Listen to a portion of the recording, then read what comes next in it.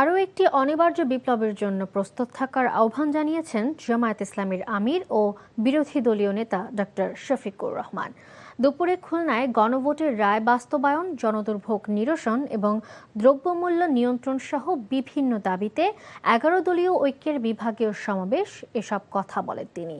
এ সময় এলডিপির chairman colonel অলি আহমেদ, বাংলাদেশ খেলাফতে মুসলিমের আমির আল্লামা মামুনুল হক, আমার বাংলাদেশ এবি পার্টির চেয়ারম্যান মুজিবুর রহমান মঞ্জু সহ 11 দলীয় ঐক্যের শীর্ষ নেতারা বক্তব্য রাখেন।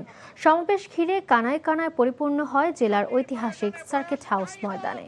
সমাবেশে আসা নেতাকর্মীরা বলছেন, এই জনসমাবেশ খুলনার রাজনীতিতে নতুন মাত্রা যোগ করবে। জনগণের কাতারে আসুন, জনরায়কে সম্মান করুন। জনরায়কে সম্মান না করার পরিণতি কি হতে পারে দফায় দফায় দেখার পরেও যদি শিক্ষা না হয়, জীবনেও আপনাদের শিক্ষা হবে না।